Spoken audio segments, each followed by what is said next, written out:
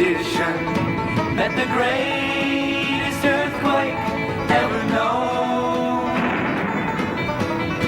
High on the rapids, it struck their tiny raft and plunged them down 1,000 feet below to the land of the lost.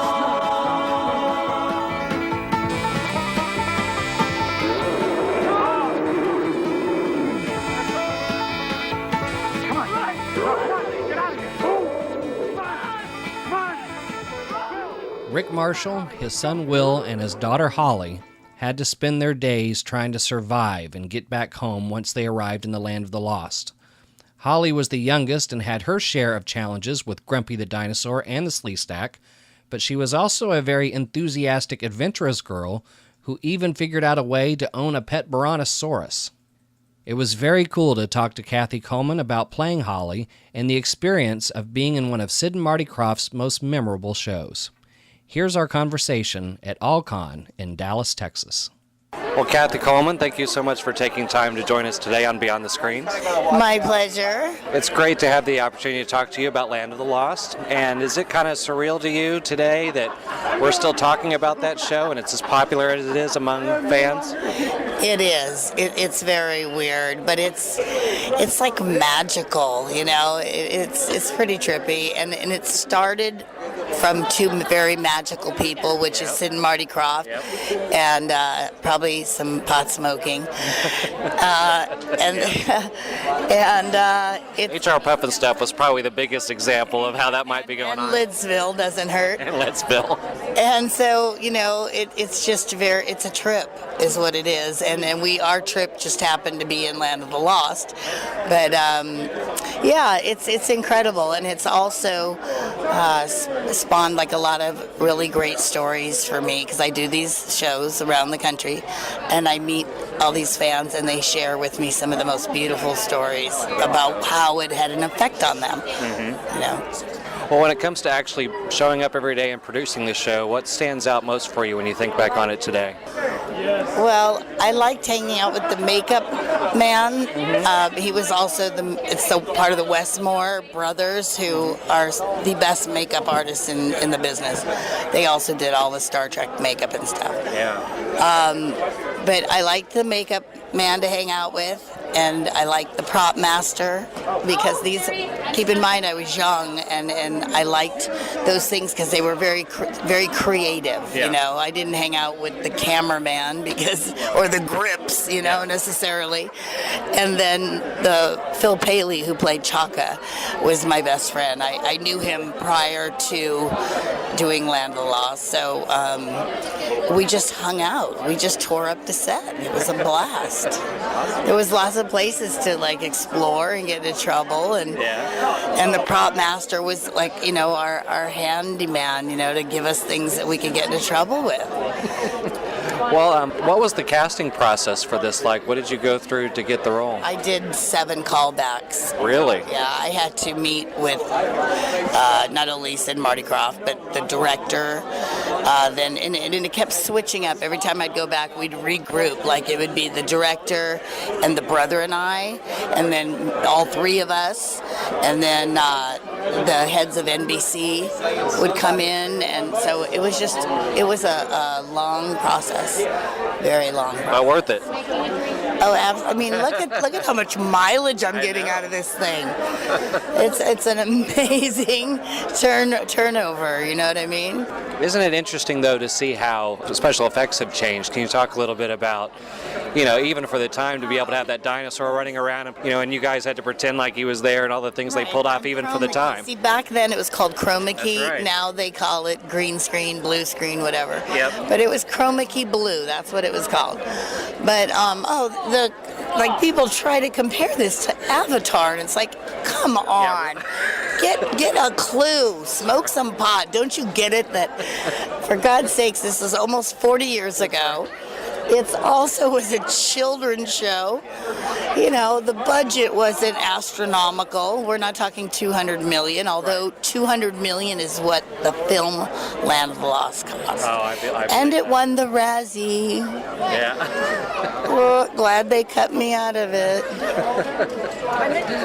Well, I bet it's pretty surreal, though, when you think of, just by comparison. I mean, you look at Grumpy and Land of the Lost, and then look what they were able to pull off just a few years later with Jurassic Park, even in that dinosaur. It's interesting that you bring that up. I did not realize how much dinosaurs, like, I guess because I was so young when I did that show, what an effect they had on me. Like, I mean, to the core of my heart. Like, when I saw Jurassic Park, and I call them still brontosauruses, I know the name's been changed to protect. Well, you had a pet, Holly had a pet brontosaurus and Dopey, and Grumpy was the T-Rex. Correct. Yeah. But when I saw the brontosauruses crossing that marsh, that one scene in Jurassic Park, I'm sitting in the movie theater and I just burst into tears. It was so surreal, so beautiful, and it was just a lovely, lovely scene. That I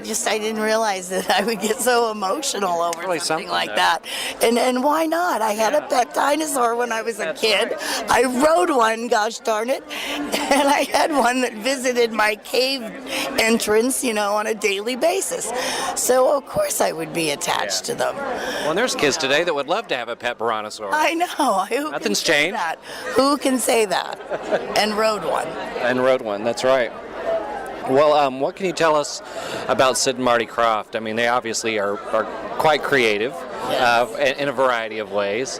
But what's a little something you'd like to share with everybody that knows their work well, but don't know a whole lot about the two guys? Well, the real creative juices are Sid. He is the one with the mystical mind. Marty is the finance man. He is the wizard of the production of it. So I don't know if that's a common knowledge thing, but that's... They team it up. Yeah, and they come from Greece, and they're like old school puppeteers. Well, we just had another fan come up and want the Sleestack picture. You've got the head of the Sleestack here. I mean, we're talking about the dinosaurs, and you can't help but think of the dinosaurs, but it's pretty popular among fans still, the Sleestack. I mean, that's almost as iconic as anything else from this series. Without a doubt. And there isn't anything like that. I know there was a swamp thing, but just even, I was talking to a man a fan that came up here yesterday, and he said, didn't I hear something about the Pakuni language was an actual real language? And I said, that's interesting that you know that, because that is a true fact. It was created at UCLA, and that language that Chaka speaks is an actual language, a full-blown spectrum language. So anyway, and so Sleestack, like, I don't know if people remember this, but in Pakuni, it's Sarisataka. That's how you say it in Pakuni. But when have you ever heard, that's like a word that has never really been said before. Yeah. So whoever came up with that word is a genius, because it's never been heard before. Nor has that language. Right. My name is Ari. That's Holly. Okay. Ari and Will was Wira. So anyway. That's very cool. You think of some of the most iconic villains or figures have something about them that everybody associates them with. You have Darth Vader who breathes. The Sleestack, it's that whistling. It's that shh. Yeah, the hissing. Isn't that really cool, though, just how something that small of a detail can be just associated with such an iconic figure? The intricate details in life are the best ones. That's right. The obvious is like, isn't that interesting to me. It's just this tiny little details that make or break something. And so, yeah, absolutely. Because you hear it, you know what it is. I mean, it's cool that they look green, they look alien, but it's that hissing. The second somebody says Sleestack, you actually can see, once they say that word, once they voice it, you can actually see a flood of material going through their heads, all the memories, it's a weird visual thing. And when somebody says the word Sleestack, it brings them, it's a teleporter. Yeah, that's right. It brings them immediately back to... They walk through the pylon. Yeah, it brings them back to a time, and this is what I want to get across to you, and so you mentioned this. I'm honored to be a part of a period in time where children felt safe.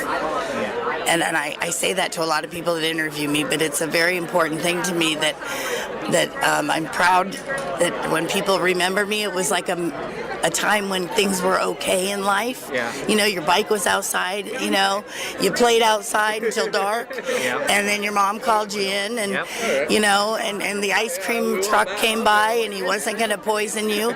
It was all a good, safe time, and I'm a part of that. I'm a little tiny piece of that, and I feel really blessed. What did you think when you heard that they were going to make a film, and what did you think about what they came up with?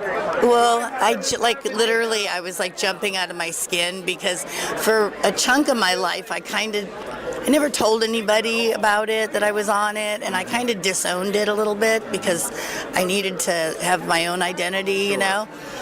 But then I reclaimed her, and she's me, she's mine, and damn it, Janet, I'm keeping it. Yeah. It's like so cool that thousands and thousands of people know me because of that. It's bizarre. It is really bizarre. I just had a birthday, and I had 235 messages on my phone. Just 235? Yeah, but, well, you know, I don't know how my phone holds. I still don't even know how to work the damn thing. Right. But it's one of those smartphones. So anyhow, 35 of them were my closest friends, and the other 200 were people I never even met. Just saying, hey, you know, wanted to throw out a happy birthday to you, and we love you. How nice is that? Awesome. It's an incredible blessing. Yeah, I really would have liked myself to have had them be a little closer to what Holly was in this series when they ended up making the film. It was very different. I really would like another shot at this film, and I want to direct it, because here's the deal, what would make that movie. Say, for instance, you're camping. Now, if you stayed at a campsite for, say, even a month, how you would day by day improve that campground. You know, you'd start to find things in the forest, like wood, say for instance, and you'd make maybe a wood pile and stack it nice and neat. You know what I'm saying? Yeah. You'd make maybe a little cove where you wash your dishes in the river. Right. You know, with rocks. You know, you'd plant rocks so it would hold water. You know, my point is, you'd start to make improvements, and I think after 30 years, 35 years in the land of the lost, it would have been interesting to see what they'd come? Yeah. Why wasn't the focus on that? Why didn't I have, you know, a handbag and purse collection? I mean, or shoe or collection. Flintstones car. Of like Sleestack leather boots. Not that I would have gone hunting them, but if one happened to croak over and he was just going to go to waste, I could have had like a really neat backpack or something. I don't understand why they didn't go that route and make just a film of like a spoof. We've had a chance throughout the interview here to talk about the Sleestack, the Brontosauruses, the people leaving messages on your cell phone. We've covered a lot of ground in what the show still means to everybody. Outside of what you've already said when it came to the time period, what do you think it was about Land of the Lost that people have hung on to and just, you know, still love about it and look back on it today? Its uniqueness. It was something that everybody knew. A lot of people knew about dinosaurs, and people may be going back in time and everything, but the recipe of the show, all the ingredients that were put into the show was what made it so unusual and unique and addictive, and just everything. It was just a well turned out recipe of kind of got everybody, you know, even like the tough kids, you know, when I was in school, the real like hard ass ones. They watched that dang show because they'd act like it was a dumb show, you know, because back then it was like maybe they thought it was embarrassing to watch a kids show. but they would make fun of me. But I'll tell you, when they made fun of me, they knew all the dialogue. Yeah, right. So I was like, don't you try to tell me you didn't watch it. You didn't hate it enough to quit watching it. Yeah, I heard you speaking Pakuni right there, mister. Well, it's been a pleasure meeting you and talking about the show and hearing your experience about it. And I know that I speak for a lot of us that we enjoyed listening, and I appreciate your time today. It was always a pleasure, every part of this interview, to be with you, and you're a terrific guy. Oh, well, thank you. Well, you're a terrific guest and terrific lady. Thank you.